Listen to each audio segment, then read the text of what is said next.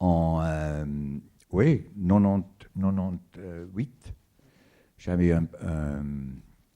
un projet que j'ai écrit le scénario, titre Swiss Paradise, une comédie qui se passe en Amérique avec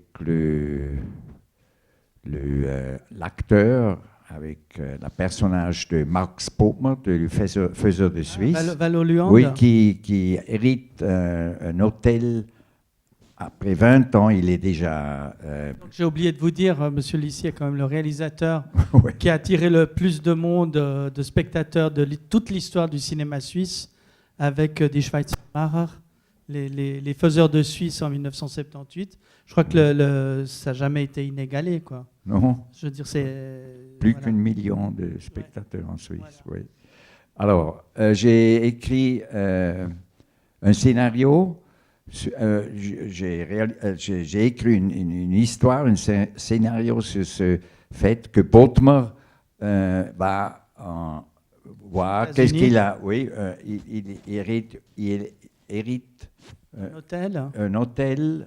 Ce sont 2 grands chalets à New Glarus. C'est un village à Wisconsin. Alors, j'ai écrit le scénario oui, pendant 3 ans, 4 ans, et c'était un travail assez dur. Et puis, de nouveau, ils sont refusés de l'aide du cinéma. Et puis, vous êtes entré dans une espèce de dépression. Oui, je suis tombé malade. De film. Oui, je suis tombé malade.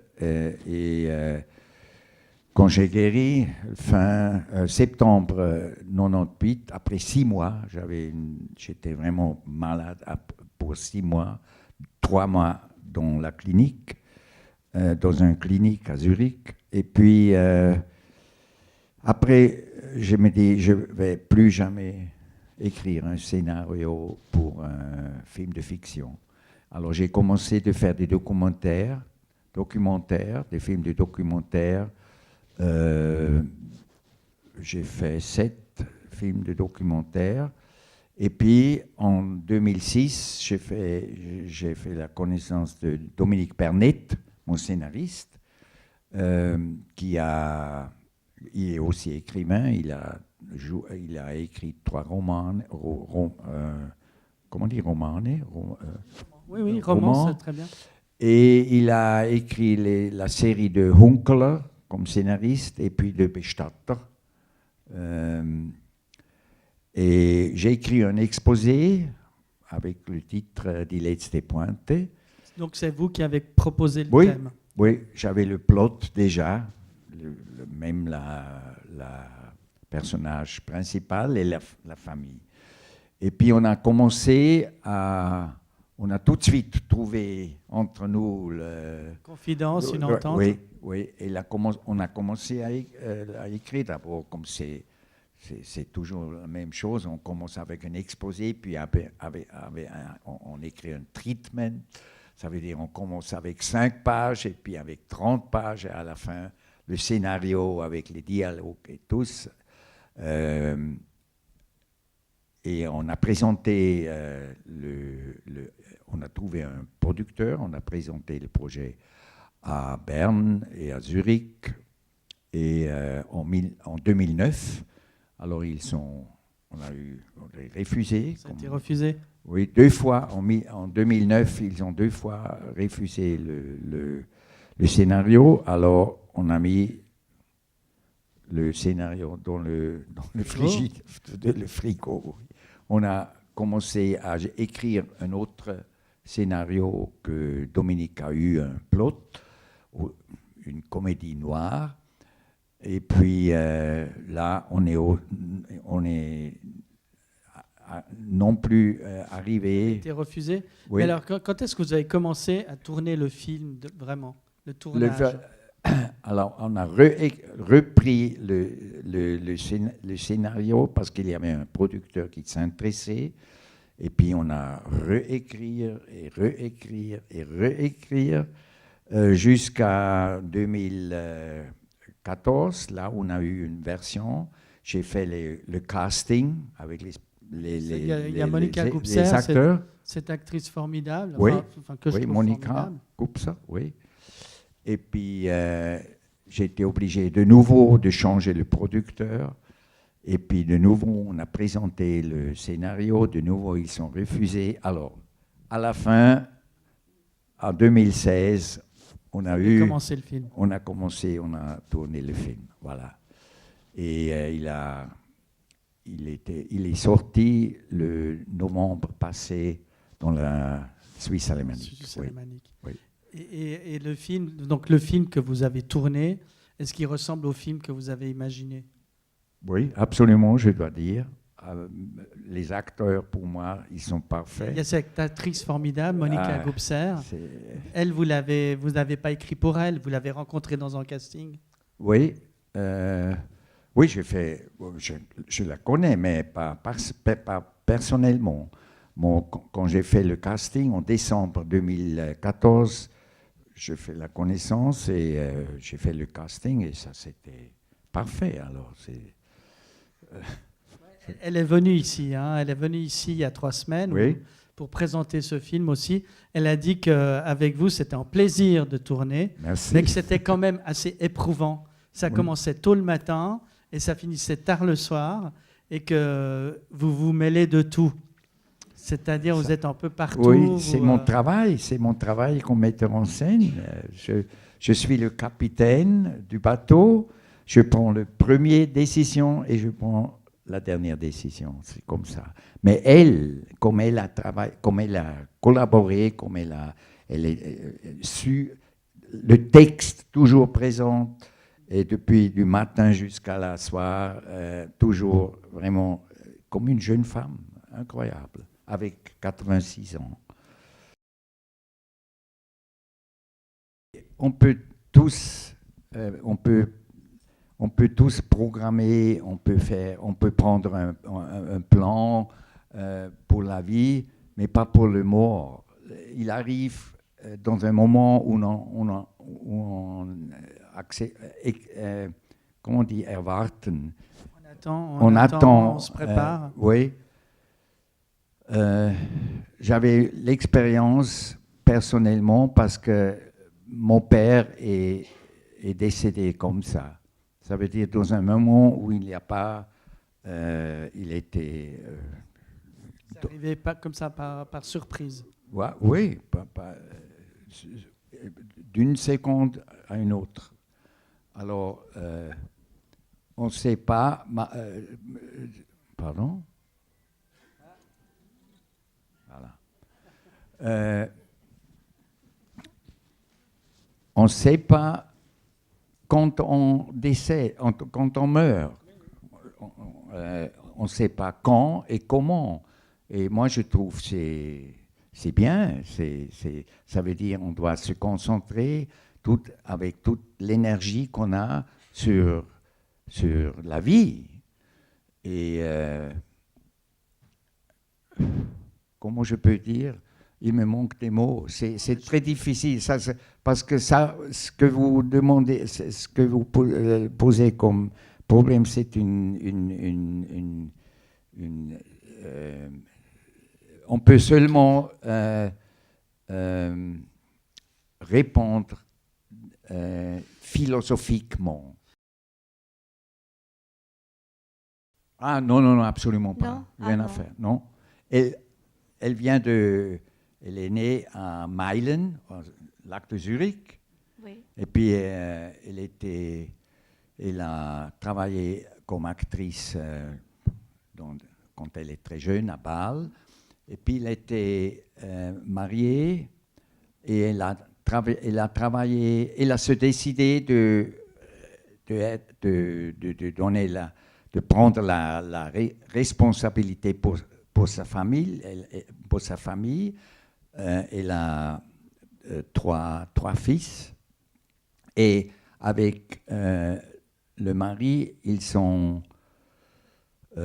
étaient le propriétaire du fameux restaurant à Soleure de Basel Tor pendant 30 ans. Et puis son mari est décédé, elle a recommencé sa deuxième carrière, disons, comme actrice. Parce qu'elle a commencé très jeune, avec 20 ans.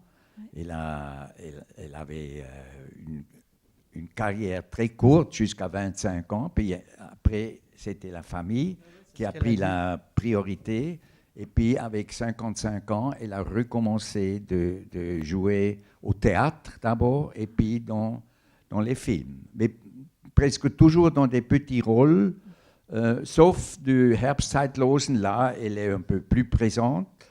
Mais le rôle principal, c'était Stéphanie Glaser, n'est-ce pas? Ouais. Alors, et puis elle avait un rôle, je n'ai pas vu le film, de Heidi. Dans Heidi, elle joue une grand-mère aveugle. Et puis elle a joué dans le dernier film de Freddie Moore, Liebe und Zufall, un petit rôle. Alors, pour elle, c'était comment dire, un miracle, un bonheur pour que je offre un rôle principal pour elle. Non, depuis le commencement, je savais, elle sait que si jamais je tombe dans une situation que je ne peux plus décider de moi-même, de mourir. Elle savait que si on devient démente, on n'a plus la possibilité de prendre la décision. N'est-ce pas? Si on n'est pas plus, si on est plus clair dans la tête, on n'est pas. C'est interdit de donner aux personnes qui veulent décéder, mourir avec exit, c'est plus possible. Si on n'est plus capable de prendre la Urteilsfähigkeit, alors décider soi-même, d'être capable de discernement. Oui.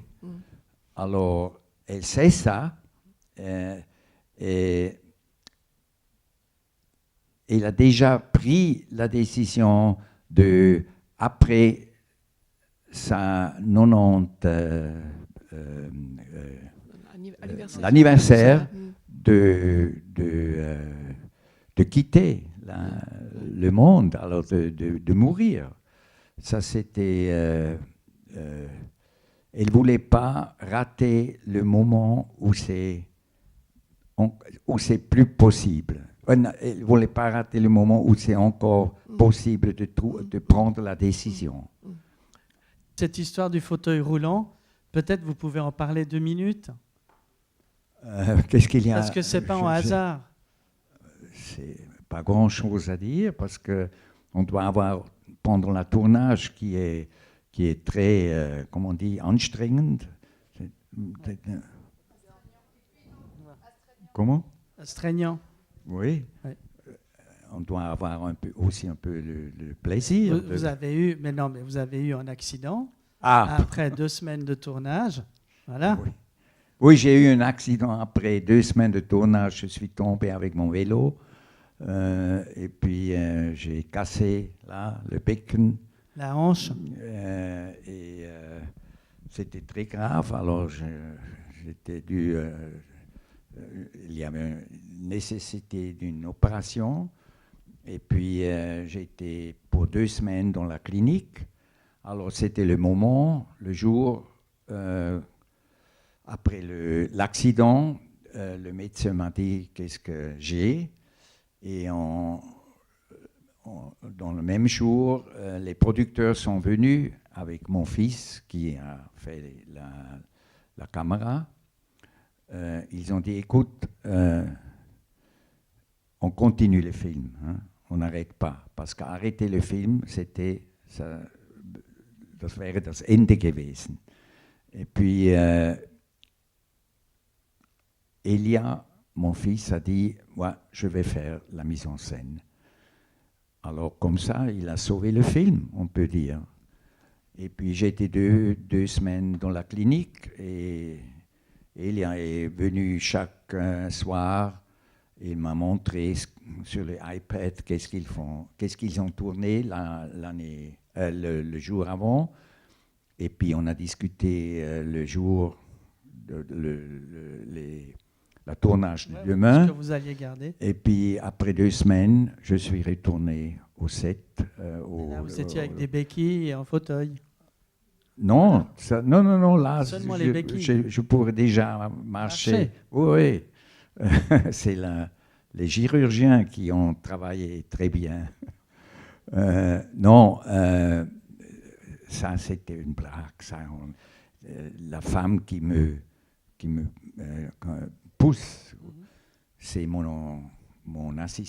c'était mon assistant de mise en scène.